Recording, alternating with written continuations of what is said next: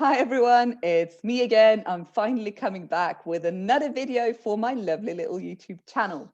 Today I'm speaking with Alex, and Alex I came across as a job seeker and I was the recruiter.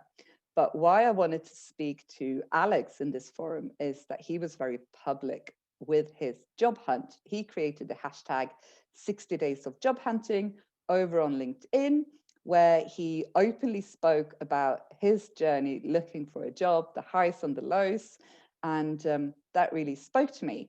And another reason why I wanted to speak to Alex, or maybe not Alex specifically, but a job seeker, is that I believe that all of the webinars and the podcasts that we see in the recruitment space is with recruiters talking to other recruiters about the recruitment processes and the candidate experience. And I think we need to start listening a little bit more to the other side, to the candidates, the ones actually who are having the candidate experience and are, experience our recruitment process from the other side, which is also why I wanted to talk to Alex. So, hi, Alex, I've read a book with a guy called Alex. That's why I'm saying that. But Alex, how are you and who are you? Tell our viewers. Yeah, thank you for having me. Super nice to talk with you. It was great meeting you when I was doing my job hunting. And I felt you're also super supportive of my social media posts. But yeah, commenting. Yeah, exactly. I'm a British, Swedish citizen. I've been living in Sweden now for the last 10 years. My background is in pedagogues, but I've also started my own business and recently studied business development. So I could start working more in the digital industry. And it was in December which I finished my studying, and which was obviously in the middle of a pandemic. So my thoughts before restudying at my age was that there was a lot of need for me, need in the industry. But of course, last year, lots of things closed down. And I found myself in a situation that I needed to be creative in finding work. And why did you decide to do this hashtag, and why was it 60 days specifically? Well, I had a friend who got laid off last year from a really nice, good position. And he made the conscious decision not to find work for 100 days.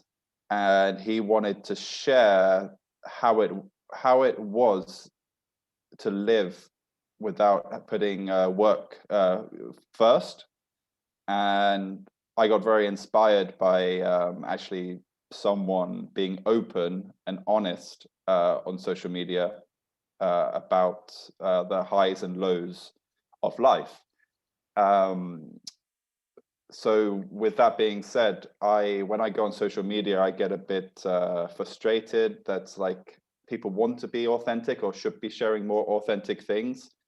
And still there's too much, what do you say, not lies, but kind of like manipulated truths of what's actually going on. So I wanted to share how challenging it may be to be a job seeker. I didn't know at the start if I would get hired in a week or if it would take me 6 months. So the reason why it was 60 days is because I kind of calculated how much money I had and that I would survive 60 days easily, financially. So that's why it was 60 days. Yeah, I like the aspect of why specifically 60 days. And so going into this project, if you try and remember what it was like going into these 60 days of job hunting, kind of what was your thoughts and feelings and I suppose attitude going into the 60 days? So I think I am confident in what I bring to a table. Even though I was a fresh graduate, I am 33 years old and have many life and working experiences, professional experiences. So for me, the challenge was actually, I'm someone who thrives in physical interactions, networking at the cafe, maybe I'm in the grocery stores. I'm British, so I chat to people. About the weather. Yeah, so with coronavirus, I assumed, and then I realized there was actually, to find work, that had been taken away a little bit. There was no networking, no going to office events in the morning, no going to the bar on a Friday night with a company and just bumping into people that you might then build relationships with to find work. So I thought LinkedIn is a professional network for professionals, and I thought if I put myself in front of people more, then there might be more chances of people noticing me. But also, it was a challenge for me because it's not natural for me to do content or put myself out there. Even like talking with you now, like as soon as you press the record button, I started getting nervous, and that's just weird because like 5 minutes ago I wasn't nervous. So it was also a challenge for me to put myself out there in a digital sphere rather than a physical sphere, because in the physical world, I'm confident in myself, basically. And what was your experience then like as a job hunter? I think at the start, I think that I I was either naive or I was overconfident. I was like, oh, it's just going to be a few weeks and I will find work, because in my whole life, I've never not passed an interview or got a job that I've gone to interview in. But because I've switched career industries, and because the coronavirus as well, there's a lot more competition. I think. So then all of a sudden, as soon as the first rejection letter came in, and then like the first rejection from an interview, I started to. It was a new experience for me, because I think that I win when I'm physically meeting people, shaking their hands, making them laugh, chat. But all of a sudden, I wasn't even getting like through like the gatekeeper.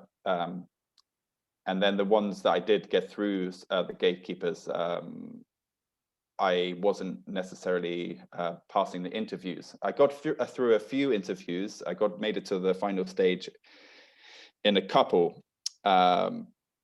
But what I noticed was, as time went forward and money got less, the more rejections came in. There's a lot more emotions and feelings of insecurity that came about, which then led me to making more, it's not drastic decisions, but maybe like desperate, that's the right word, like desperate attempts to like, oh, but maybe I need to try something else. Maybe I need to do, and like I started to get a bit frazzled. I remember one of the posts that you did under the hashtag in the beginning was where you came to the, like, or maybe it was when we spoke, I don't remember.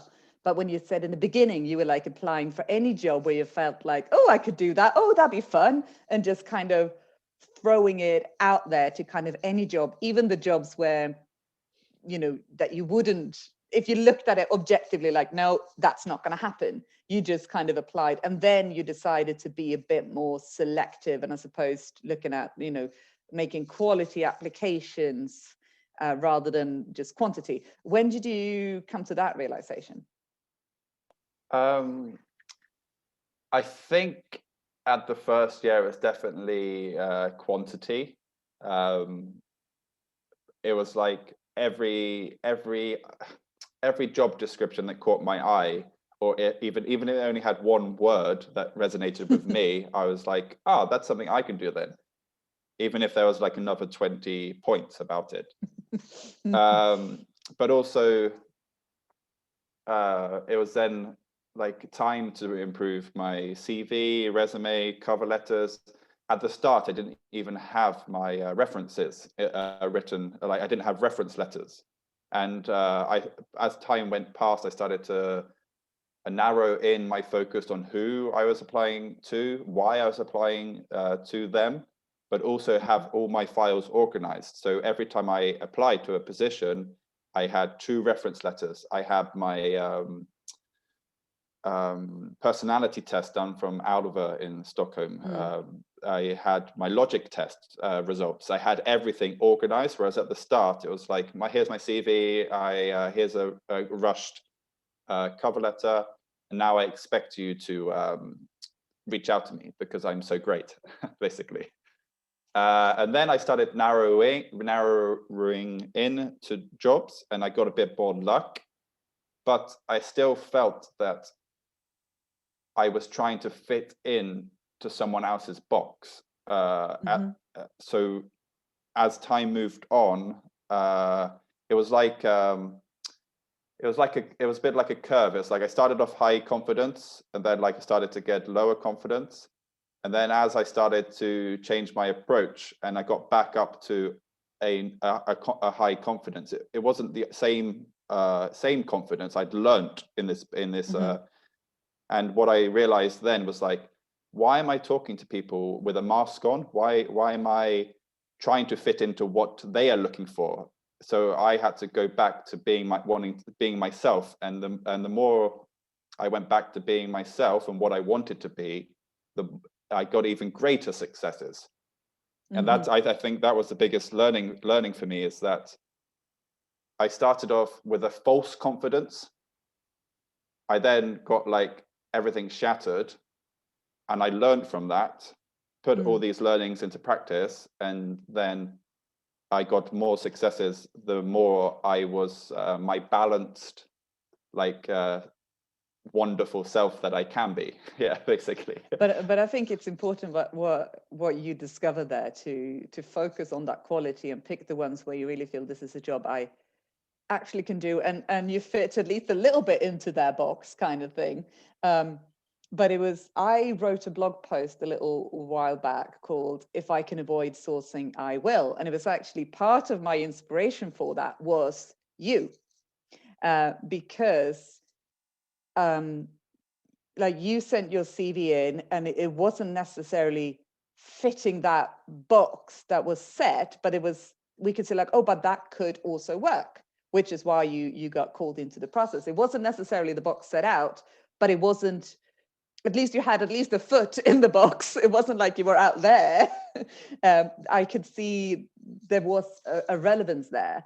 And to me, with why I wrote that, if I can avoid sourcing, I will, because I think when you're sourcing, when I go after people who haven't applied, I am in my little box. I rarely go out of it because I'm sourcing who's going to fit this box. Whereas when you get applications that don't fit the box completely, like if I was to go and approach people for the job you applied for, I probably wouldn't have approached you. But when you applied, I could see that there is a relevance there.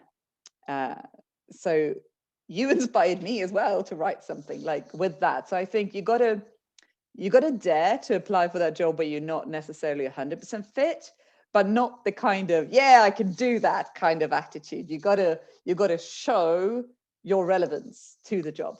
Yeah, honestly, like if I applied for maybe plus 200 jobs, and I can sit here today and tell you that I wrote in every single style you could imagine someone writing for a job.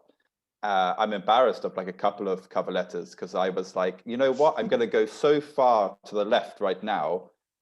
And I started thinking, I'm going to write how an American may write. And maybe that's a bit stereotyping, but I was like, I am the best. Like, I am awesome. Like, and I sent it. And then as soon as I press the send button, it's just like, I'm so embarrassed, actually. And then it didn't work out. I didn't get any reply, nothing. I didn't even want to get a reply because I was so embarrassed about how I wrote the cover letter. But at the same time, like, I felt the reason why I was doing that because I didn't know what the right way was. And I don't think there is actually just one right way. And that's what I learned a lot about since recruiting, because my best feedback that I got was it was with a large global company, and I didn't back myself that I had enough experience to get the job. But the recruiter said to me, the reason why we want to interview you is because your career isn't a straight line. Like, and we need people that are flexible and can agile and jump into different roles. Which then that kind of stopped a lot of my doubts, because I was like, there are obviously some recruiters or hiring managers or people reading my application going, but he hasn't gone up the ladder. He hasn't gone this, and then into the marketing position. But but it gave me a lot of confidence when I started to get some success. And I always ask, like, why is it that you want to speak with me? And yeah, it was because I did write my CV knowing that my career isn't a straight line. It's up, down, left, right. I've had many different roles. But there are companies out there that want those kind of people. It was the case of me then finding those companies that need that kind of, I guess, it's personality, attitude. Yeah, but what you just said there, I think it's a great tip for job hunters that I haven't thought of. That, like, when you do get called for an interview, I mean, that doesn't mean you're going to get the job in the end. So you can learn something from it. And just like you said, asking, why did you want to speak to me? That's a great way to learn from that, seeing every opportunity as you know, learn from it, because it doesn't, just because you get called from your CV doesn't mean you're going to get the end job. So take the opportunity to ask that question. Yeah, Awesome. I think like, one, it's a great learning opportunity, but that question, because you've had a success to get called up to the interview, that question can only lead to positive affirmation back towards you. So you're not going to get any negativity. Why did you want to speak to me? And then you just get like, because you're great, because no, I don't know what, but like, like, that question in that moment is only going to be positive towards you. You're going to learn something and you're going to feel good about yourself. That's awesome. That's a great tip. Yeah, I love that. I took every opportunity. I take every opportunity to learn. It's not that I do learn from everything, but I try to take every opportunity to learn. And one of my successful interviews where I got through a lot of the processes, I tell them that. I tell the interviewer that, like, even me speaking to you now is a learning experience for me. I don't know if I'm doing things right or doing things wrong. I will find out later, because you will either hire me or you'll reject me. And if you reject me, then I will understand or try and find out why. And if you accept me, then like, I've done something right. So then I have to pick up on like the things that I did right. Trying to understand why, not just going, yay, I got the job. It's like, okay, why was I hired? Yeah, and then you can use those successes in other things, in other processes, or next time, basically. And obviously you've like you said, you've applied for 200 plus jobs. You've been through various rounds of interviews, gone far, not very far, and all of those kind of things. I want to look at the kind of, we talk about recruiters as candidate experience. We always want to leave everyone who applies for a job with us, you know, whether successful or not, in a good feeling about the company. So what has been, like, looking at candidate experience, let's talk with a bad first then. What's been some of the like really bad examples of candidate experience from your side? Yeah, I didn't know if you're going to start with bad or good first. I guess bad is fun. Now it's fun to look back. I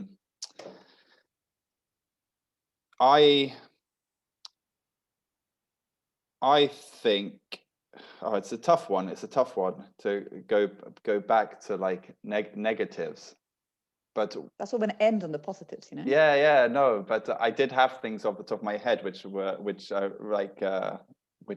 were negative towards me, but as time has moved on, I've let it go. So they're not so negative anymore. But give me 10 seconds. You can maybe edit it, that little pause. Just leave it. One of okay, here we go. Now I got them. Now they're coming back to me.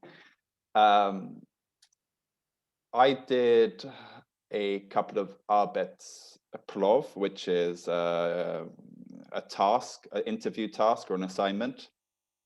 And there was a few times that I put in a lot of time and effort, and the communication was in English, and we had our interview in English.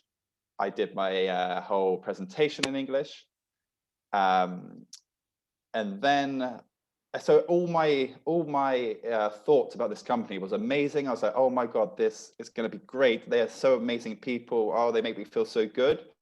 After 3 days of doing a presentation, I gave it into them. I didn't hear back for like 2 weeks, and then what I got back was like either feedback or rejection, but in Swedish, and it was very generic. So our company works in English. We've been speaking in English. Your whole presentation's in English, but tack, like it was just like, it was like nothing afterwards. And that switched my perception on that company. I went like, I thought they were really, I thought they were great. I thought they might have a great culture. And then they couldn't even give me one sentence in English. It was just like 2 sentences in Swedish, which was full of nothing. Sorry, but it's, yeah, thank you. And yeah, especially when you spent all that time. Yeah. I think that was frustrating, and I have a few of experiences like that. Is where I think maybe recruiters or hiring managers, especially in startups, they only focus about their own time. They forget that candidates are putting in time also.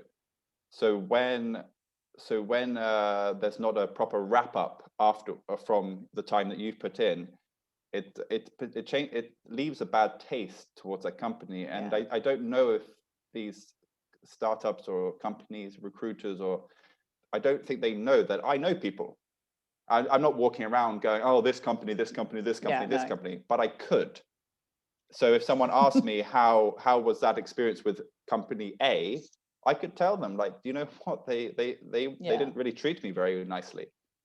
And I think what should happen is, like, the more time you've spent, the more kind of feedback you should get. And we spoke a little bit about this before we pressed record. Like, I know ideally job seekers sometimes they want feedback even on like CV level, but it's like, I cannot give individual feedback on hundreds on CVs, especially when people sometimes apply, like a bit like you did at the beginning, applying for any job, even though you're not kind of qualified, and then expecting feedback to be told, well, we want you to have this, you don't. It's kind of going, read the ad. But the further down the line you go, the more interviews, the more time spent in assignments, I think the more time should be spent on the feedback you get as well. Yeah, and I think that was my point. The more time I put into things and didn't necessarily get feedback or a personal ending to it, left a bitter taste. But if it was like just an application and it was like a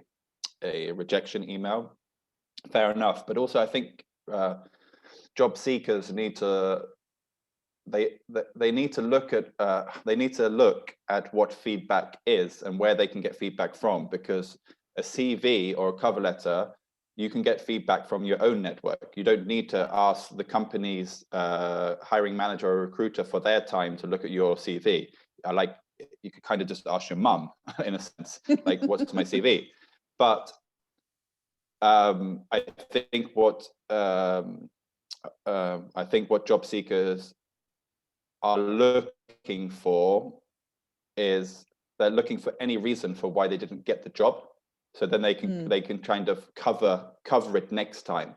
But the thing is, this is me reflecting, is that I'm not sure job seekers really understand also there could be a million reasons for why you couldn't get a job. The company could have hired internally. Now that's got nothing to do with anything. The budget could have gone up, which means that the company could have hired someone with more expertise. Maybe there's just a million things of why, and it's not always to do with the job seeker. So you're trying to seek out reasons. Personally. Yeah, you're trying to seek out reasons for why I failed. So can I have the feedback? And sometimes there isn't any feedback. It's just you didn't get the job. But in the moment as a job seeker, I can only say that it feels horrible. It feels like it just feels hopeless, because you obviously, like everyone, got to pay the bills, you start doubting like your confidence, like your purpose in life. Will I ever get a job? And that's where I then started to not lean on my friends, but I started to connect with people in similar positions. And I think that's what my 60 days of job hunting allowed me to do, is allowed me to connect with people that were in similar positions. Some had gone through it already, so were able to help me, and some had just started to go through it, and I was able to help them. So maybe instead of looking at the recruiter for feedback, what I think was helpful is looking at people that have already gone through these things before, and either getting help from them or being able to help someone that's just started. Because a story that I have is that a friend of mine, they lost their job, and they then were just at the start of the job hunting process.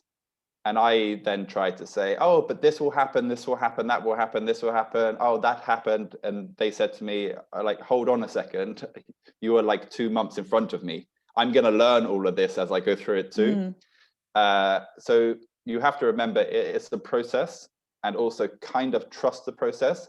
In the moment 4 months ago, I didn't even know how I was going to survive. That's the kind of attitude in my head. I was like, I'm never going to get a job.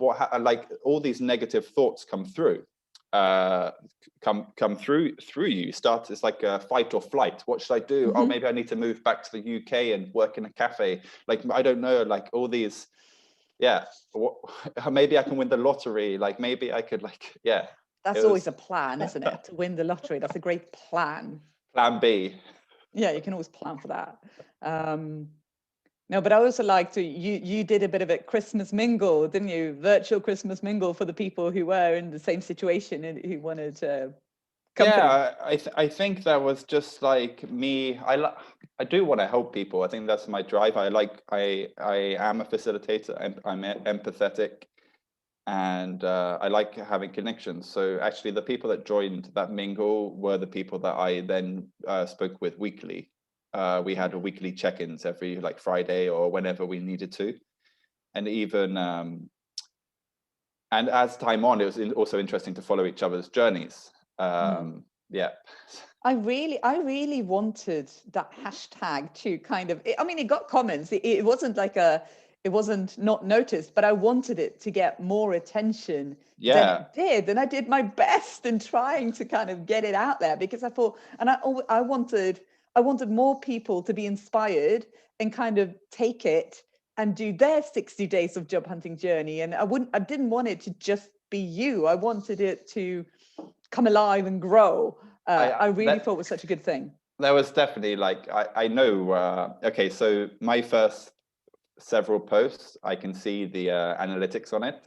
And my last few posts, I can see the growth in how many, it was actually quite like, wow, I can't believe so many people have seen it. But the reason the reason why it didn't is because halfway through I started to get a little bit like it wasn't consistent. And when you're doing social media, it's got to be consistent at the same time every week. And sometimes I just didn't have the energy or the mental capacity to put myself in front of people to it wasn't complaining, it was reflecting. But to me, it took time, and I was like, felt sad, and I was like, I don't want to continue putting myself out there every day. So I'm going to put it out once a week or twice a week or randomly when I felt like it. And I think that's anyone working in marketing or social media has to know, that they have to be consistent. Yeah, because I went in and like, oh, is there an update? I really followed it. Like, I really enjoyed it. Let's talk like good candidate experience then, because obviously you've had some bad, and I would summarize the kind of bad candidate experience with not necessarily lack of feedback, but not in proportion with time in getting the same kind of back. Not that if you spend 8 hours on something, it's not like you're expecting 8 hours of feedback, but a little bit more in proportion to time you've spent. No, and before we go to the good, like as you were saying that now, the other thing I think for job hunters is that sometimes the job application doesn't necessarily match what they are looking for. So I could look down going, yes, I've got that. Oh, I need to learn a bit more about it. Yes, I got that. And then I have an interview with them, and they are not talking. They're not even like, it's like they're not even looking for what they have asked for. So then I wouldn't have even applied for it, because apparently you're not looking for that. You're looking, yeah. So I think some advertisement for jobs, some of them can be a bit too long, because you're trying to do micro like jobs. So there is like I think I don't know it, but I think there's a fine methodology or process or framework of like, keep it short, keep it like around here, and now do you want to come to work for us? Yeah. So sometimes the application didn't necessarily, the advertisement didn't necessarily match what they were looking for. And then my last, sorry for staying on the negatives, but my last one is that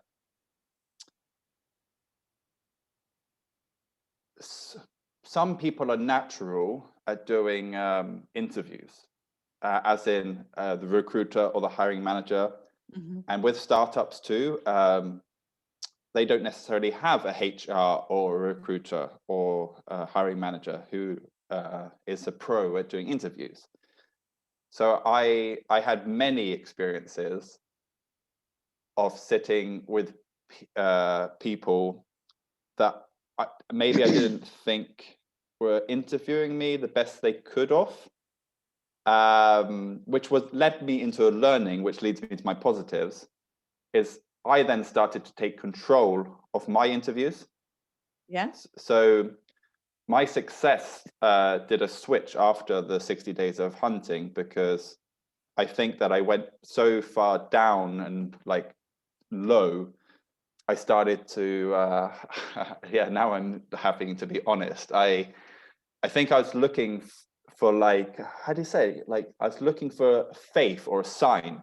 So I started looking at my horoscopes, my astrology. I never do this kind of stuff. I was like trying to put it in, it was like, I'm not religious, but it felt like I was like, this is all happening for a reason. Like I need to go with the energy. So the energy that I was putting out in the 60 days of job hunting, maybe to others was different to but I was putting out nervous energy, I felt. I was doing it because I was insecure about whether I would find a job or not. And I wanted to share that with people.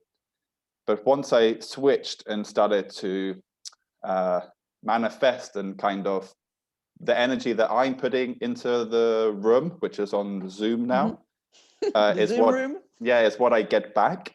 And so I started to get a lot more success when I just started to be myself. And myself is to take the lead. I am a facilitator. So if I was in an interview in January and I had an hour interview, I would be quiet and let the interviewer ask me. And I'd expect them to be asking me the questions. And maybe that's a very traditional way of doing interviews.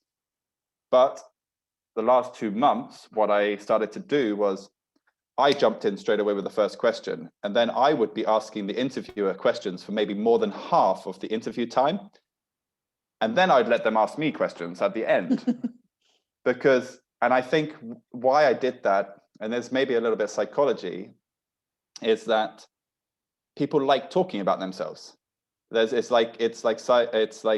scientifically proven that you get a rush of dopamine or whatnot when you're talking about yourselves. And there's a study recently that even when someone got paid to stop talking about themselves, they didn't stop talking about themselves. So what are you going to remember from an interview? Are you going to remember exactly what the person said, or are you going to remember how you felt?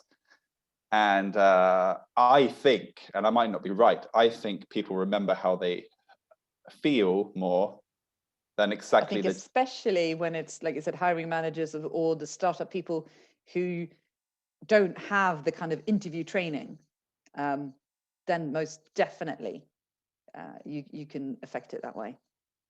So like the successes was that within 6 weeks, using my process, I got 4 job offers within 24 hours. And I then have to reflect on why do I think I got that? It was because in January, or when I was sharing LinkedIn posts about my job hunting experience, I was very much like, yes, sir, please, sir, can I, like, trying to, as I said earlier, fit Please into a can I have a box. job? Yeah, Yeah. like, I can do that. Oh, sure, I could do that. Oh, yes, I can. So when I actually switched my mentality to like, this is who I am, like, I will be fully myself with you on this call for the next hour. I will be open, I will be honest. I held myself better. I have boundaries. Can you do this? No, but I can't do that, but I am willing to learn. So true.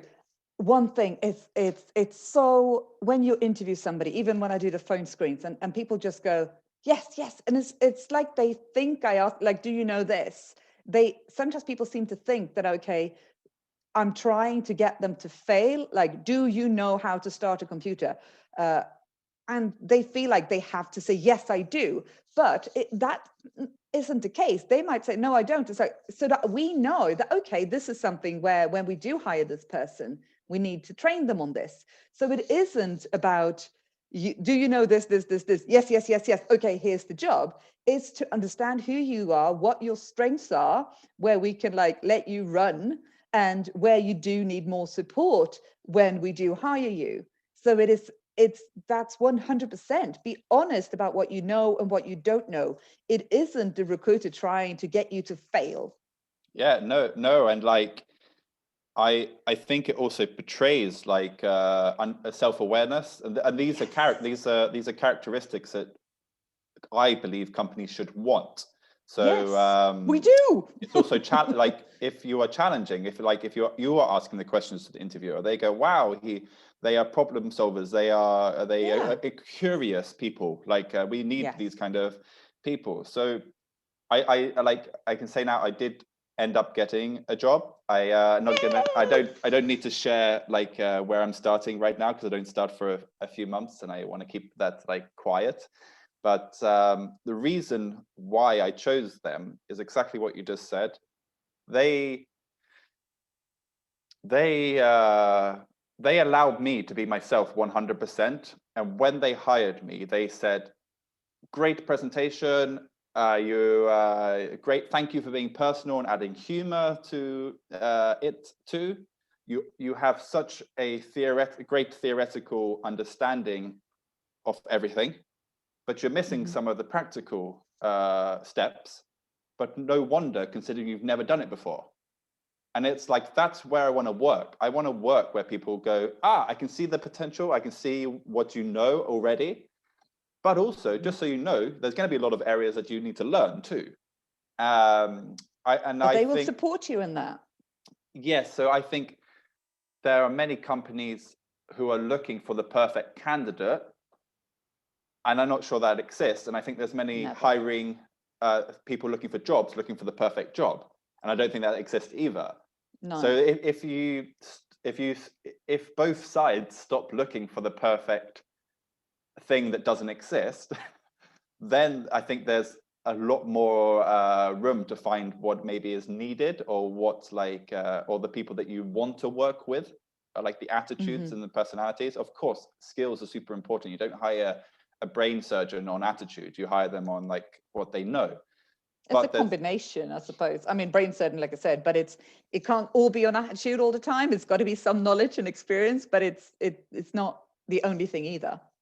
No, it's like, I'm lucky because I'm lucky because I'm a white male, but I'm also like lucky because I'm older. I'm 33, so I have a lot of experience in life.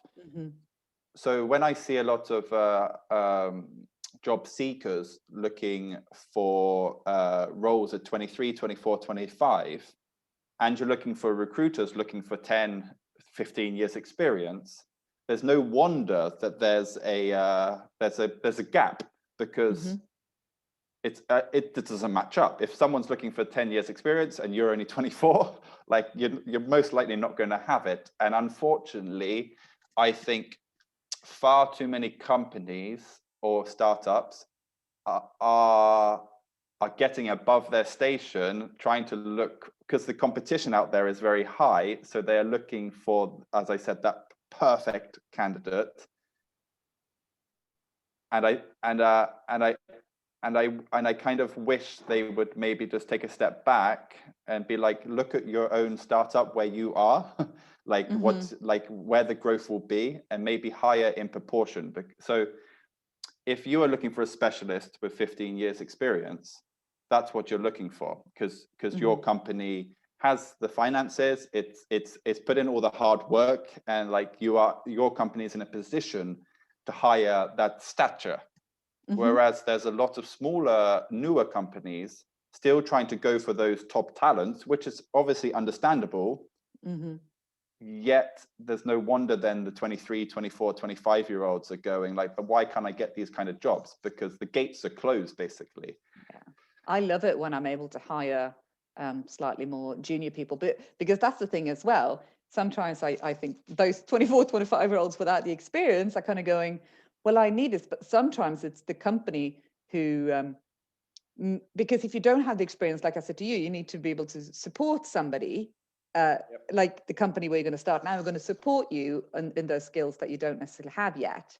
But if you feel you as a company aren't able to support somebody who don't have the experience, but you instead need somebody to bring you and teach you as a company. So there could be that aspect too, where you don't, as a company, don't have the ability to support somebody with less experience. And I think sometimes the job seekers don't understand that and think, why can't it be a junior person? It's like, well, we can't support you, so it wouldn't be good. So then my question to you, is playing devil's advocate, would be, do it. Regardless if I have the experience or not, the level of experience, it's my thought that whatever job you do, you have to learn the job anyway, as in like every job that I've had in my life, I've learned actually once I've got through the door of the job.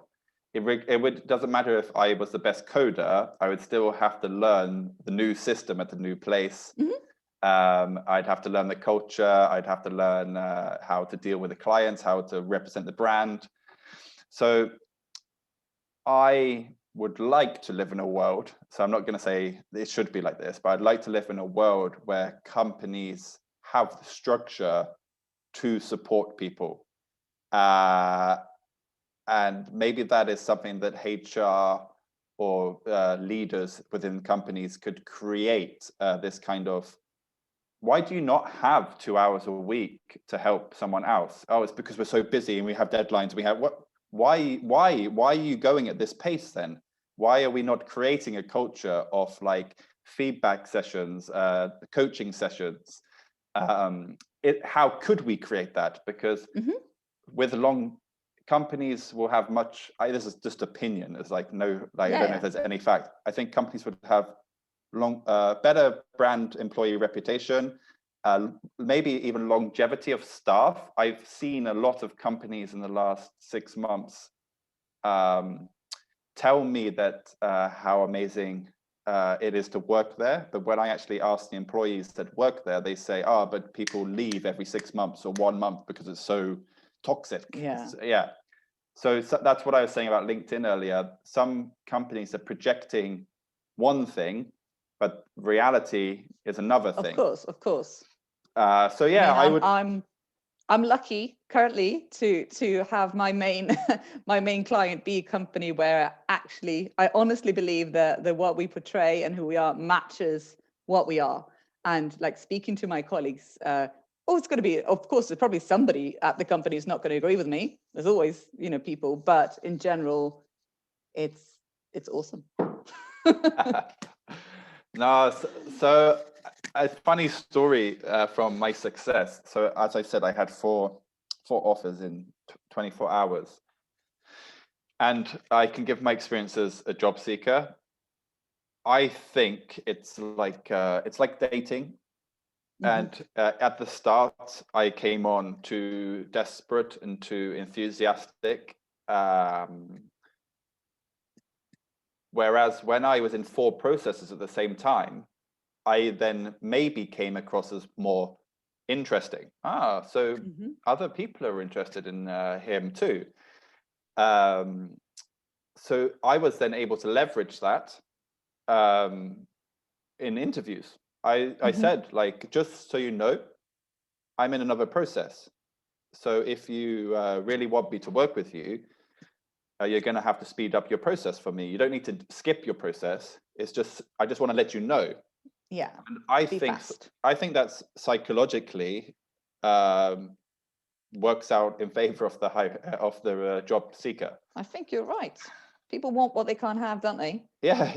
You want what everybody else wants. So that's how I ended up with the 4 offers on the same day. It's because they all knew that I was in 4 processes, and they all knew that there was an end date to it.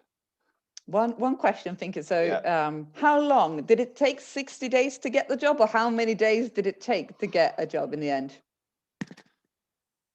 November, December, January, February, March, April, 6 months.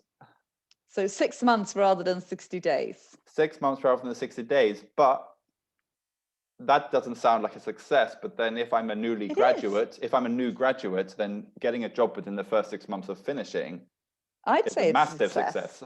Yeah. And I'm thinking, I think I know the answer, but like these 4 offers they ended up having, do you think you would have got those 4 offers without going through the months of process before that? No, because I think it would be no matter how many people are trying to help you or coach you or tell you this is how it goes. You only know it once you've experienced it. So it's like many things, like being a parent. Yeah, exactly. In my head, it's like, don't touch the hot plate. And why not? Because it burns you. And then the child like touches the hot plate. And it's like, what did I tell you? You just don't listen. You don't listen. No. So that might be a thing. I think active listening actually really helps in everything in life. Definitely. But so we spoke a little bit about a negative candidate experience, which always comes down to lack of feedback in the end. But with all the companies that you've interviewed for, whether successful or not, do you have some examples of where you feel like this was good candidate experience that others could learn from? Other recruiters, I suppose. As a recruiter, yeah, I think. Okay, so I think you did it, and someone else, if they're watching, will also know who they are. But they rang up instead of like always emailing. Sometimes they just called. Like they don't even need to schedule a call. Just call me up. Like I'm a job seeker. It doesn't matter if you call me at 9 a.m. or I don't have work. I'm looking for a job. And I felt that was so nice, one, to build trust, but also it's not hard to call someone. So if you have 5 minutes, so this other company, I won't talk about you, but this other company, I built up a lot of trust with them quite quickly just because they called me. It wasn't done through emails or platforms or no automation. It was just a phone call. And sometimes the phone call was 20 minutes, sometimes it was an hour and a half. Just because we were chatting. And the more that we chatted, maybe the more trust was built up. So that was a really good experience. And what this led me, if you are able to build trust with someone, whether that being just being transparent, authentic, using nonviolent communication, as we talked about, just being a decent person, it leads there to be more mutual respect. So when I had to decline 3 jobs, I don't start my new job until September, so I still need work now. So I could have took that job and just quit in 2-3 months, but because I value, not only just because I value my integrity, but 90% of the people I asked was like, just take the job, and just, that's how the world works. Just take the money and just leave. but because I built up trust with them, I was able to be honest and say, look, I'm starting somewhere else in August. I wish I could work with you right now, but I cannot accept this offer knowing that I will leave in 2 months' time. But if you want someone short term, then I'm open for it.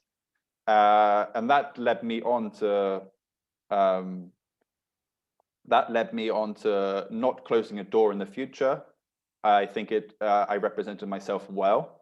So if things don't work out the job that I'm starting, or if something changes in a year or 2 or 3, then these people hopefully will remember that we spent like 3-4 weeks together talking, chatting, building up trust, and we ended it nicely too. And I think it's not about feedback then, it's about having integrity, being honest, and just being like trying to be like a good human. Because and I think those were the best candidate experiences that I've had. But did you only get phone calls from just a few recruiters then? Like, for scheduling? I'm really surprised at that. Obviously, with me, you got a link to schedule the first phone call. You got an email with a link to schedule the very first phone call with me. That's my automated stuff. I think there's a difference between a phone call and a scheduled Skype session. So when I got a phone call, I felt I could be in my pajamas and like just take the call. Maybe I was on a walk or doing the dishes, or I think I spoke to you when I was taking the trash out. I was on a walk talking to you. Yeah. Whereas when you get scheduled in, you're screening 15 minutes on a video or 30 minutes on a video call. It's for a job seeker, it's a little bit a bit nervous. So like today I put on a shirt, but like down below I'm wearing tracksuit bottoms and stuff. But so if we were to just have this as a call, then I maybe would be lying on my sofa chatting with you. So I didn't get too many just like screening phone calls. Like I got an application. Hey, let me just quickly ring them up for 2 minutes. Hey, how's it going? Oh, sounds good. Okay, we can schedule something. It was either an email, which is fine, or using some kind of platform where you had to set up something. I always do the initial screening, like CV, and if it's somebody that looks interesting on CV level, they get the email to schedule a phone call with me. I love that because it gives me time away from the screen as well. I can do it whilst walking. I've done it sitting next to a lake, for crying out loud. It's lovely. But not a funny story, but an anecdote with this is we always used to do that.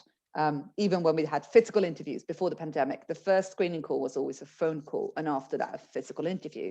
Now, the first screening call is a phone call, and then the interview is like over Zoom like this. However, before the pandemic, people would just always do, okay, phone call. Now people are like, where's the link? Where's the link? Where's the link? And I'm like, it's a phone call. Now everyone just assumes everything has to be on screen, but you can do phone calls. It's so easy, and it is more relaxing for everyone who takes part. Yeah, especially when you're using the screen a lot, because you're obviously searching for jobs on the screen. You probably have tabs up also when you're doing a video call with someone. So the job that the role that I chose, I had to do a presentation for them, and I'd used the screen for 40 plus hours in the last 7 days. So I actually presented to them using a whiteboard behind me because I couldn't do it wasn't I couldn't do. I didn't have the brain capacity to write another interview assignment, another 20-page slide. And so I did a shorter slide, but I did most of my presentation like I would have in a physical room. And I think I hope, and I think it came across more natural. And I said to them, sorry, I haven't got digital post-it notes on your screen right now. I've just got them behind me because that's the way I work. And it's the same with a phone call. It's just, I think it's a good step for the first process.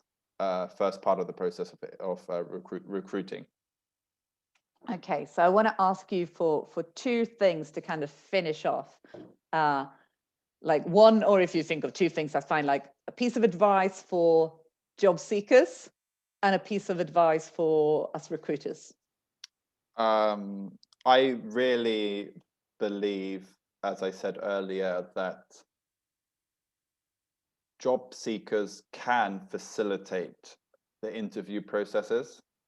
You just need to know how to facilitate the interview processes. Mm-hmm. The other thing regarding that is that there are standard ways of applying for a job. There are also hacking ways of applying for a job. So you could see the job post, the job application, the job advertisement up on LinkedIn or another platform. But you also might see the job poster. And I don't know, as a recruiter, you probably wouldn't recommend this, but I got successes when I reached out directly via email to the job poster rather than applying through the actual standardized way. I wasn't reaching out to get the job. I was reaching out because I was interested in the company and I wanted to talk a little bit more about it, but I knew they had jobs. So that was a little hack for me because I had used up all the LinkedIn job posts. There was like no more I could apply for. So I was like, okay, but then I'm just going to directly speak to the people, the hiring managers or someone within the company. Mm-hmm. And that then brought me back to actually meeting people in physical life, because I wasn't just applying for a screen. I was having a conversation with another human because I was interested in what they were doing and what maybe opportunities they may have or may not have. How did you approach them? Because I think, to me, I get sometimes people are going, hi, here's my CV. Here's my CV. Do you have anything that suits? And I'm a bit like, no. So how did you approach it? I like, give all my secrets away. I don't know if I feel ready. I kept it short because no one has time to read stuff. I tried to be personal. Hey, how are you? Hope you're well. It's been a tough year. I've been very interested in X company for many months. And I'd be really happy to have a coffee with you in the next week so I could learn a bit more. Thank you, Alex. Yeah. And then I think short and sweet, it's always better. Then you talk, and then you actually start to realize whether there's anything in common or whether there's any opportunity. And maybe I thought the company would be good for me, but I realized from that conversation, actually, it's not for me. So then I'm not wasting time spending an hour sending an application to just get an automated email, which is going to give me more negative feelings and emotions. I'm just having a coffee with someone for 15 minutes. And it's like, it was win-win, whether you went further with them or didn't go further with them. You could make that decision yourself then after that conversation. Exactly. Yep. But then send in your CV. Like, I don't want you. Yeah. That was. But one of the biggest advices I did get from a friend working at Klarna. He's an experienced. He's an experienced anthropologist and business developer. A really great person. Yet when you go onto the jobs market, maybe you don't have enough experience. Maybe you need to learn a bit more. So what he said to me was, go where the jobs are, because the job market is always moving and changing, and there's more needs over here sometimes, there's more needs over here sometimes. So if a company thinks that you're a salesperson, yet you want to be engineer, but there's no engineer jobs, but they see potential in you as the salesperson, go with it. Just go with it, because if that's where the job market is, that's where you're going to find work and you're going to find an income.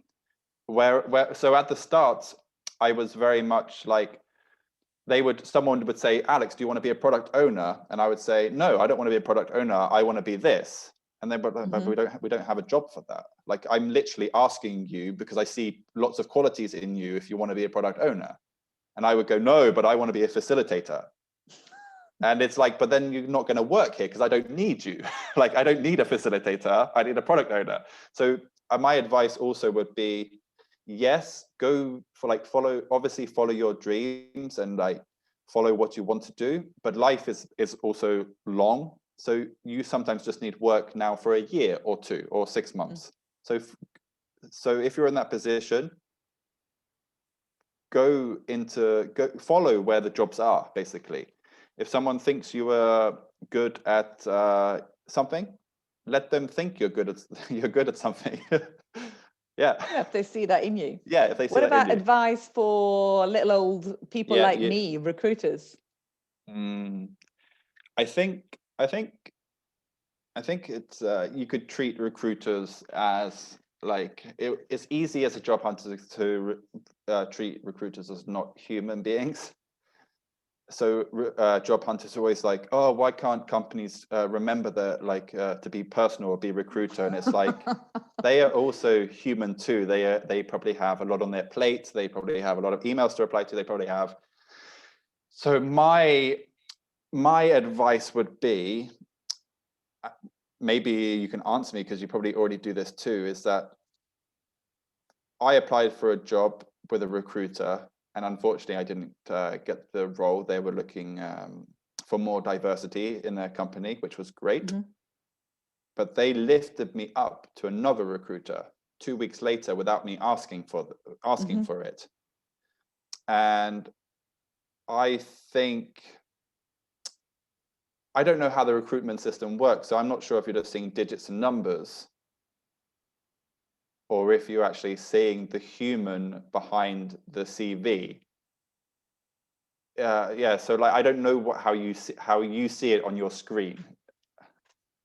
Well, it's a document, but I see kind of trying to see the human, and I think that is good advice, and I think we should do that as all of us. Job seekers, remember that the recruiter is a human, and recruiters, remember that the job seeker is a human.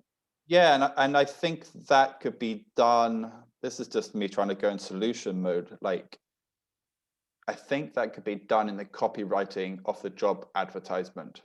Like, as in, just a reminder, hey guys, we get a lot of stuff.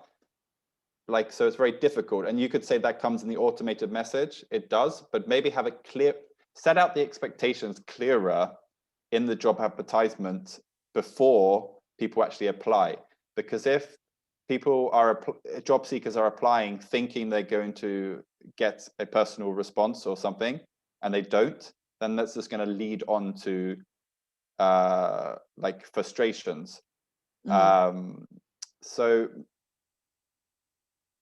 but do job seekers really think they're going to get a personal response? I thought they think they're never going to get a response ever. I thought that's what they're thinking. Yeah, so then that there lies maybe the problems, is that like you're either getting ignored or you're not getting like a connection, a human response, and so then I don't have the answer basically, but what I have is, how can you make recruiting more human in this digital world that we're living in? Maybe a phone call is the answer. Yeah, with the pandemic. Yeah, maybe set up a phone call Tuesday or something where you spend 5 minutes doing the top. But then again you're leaving out 50%. If I was about to say, maybe you ring up the top 50, but that could be 100. That could be 100 people. That's the thing. I would be doing nothing else if I had to give a personal response to anyone applying. It's just not possible. Like we've had 400 applications in a week for one position. Currently, I'm dealing with 20. But that's where I think that's where the copywriting comes in, because if you're using Team Tailor, like many companies do, I don't know if you can personalize the message, but a lot of the personalized message are very standardized. Like, oh, I hope that you and it's just like, then I get it from another company, and maybe companies could use their branding, and I've had good experience of rejection letters because the automated email to me has been quirky or personal. Yes, that's something that I personally work on. I try to make sure that every message, whether it's thank you for application, no thank you, even you're invited to a phone screen, that kind of thing, I try and make that not, I mean, it is standard, it's automated, but I try and make the copy in it representing the company I'm representing, in this case, Tokaboka. I had a great experience with Estrid. I didn't get the job, or didn't even get an interview, but I felt really good from their automated reply. They thank you, but it wasn't the same automated reply as 90%. Like all the others. Yeah, exactly. Okay, so go into the ATS, look at the standardized messages and rewrite them. Don't use the one that comes with the system. Yeah, put in an emoji or put in like a GIF or something. Because I'm with you. I'm with you totally. The job seeker at home is theoretically struggling. They are depressed. Like it's terrible. So just to actually get some feeling, even if it's just a GIF or something, or a rocket or whatever, just add it in. Have a good day. Yeah, I'm with you. And so I'd say that. And this is why I am the kind of good to finish off with, because that comes back to why I am doing this call with you and why I've done these calls previously with the job seekers, for recruiters to understand a little bit more from the other side, to see it from that side a bit more, which is exactly why I wanted to do this call with you. But thank you so much for inviting me. I'm happy that I was able to come and talk to you now that I have a job lined up, so that that I'm not just a bitter and frustrated job seeker. I'm all good now. I'm very happy. I mean, you didn't get a job with us, but I was rooting for you, hoping that you'd get a great job, which you have. So the best of luck with your new job. So I'll be checking back in to see how you're doing once you start. Yeah, I will. I don't know if I'm gonna be so prominent on social media. You should do the 60 days of my new job.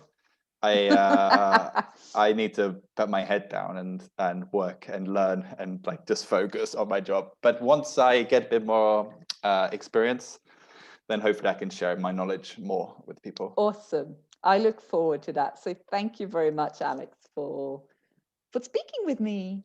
Perfect. Okay. I hope you'll enjoyed it.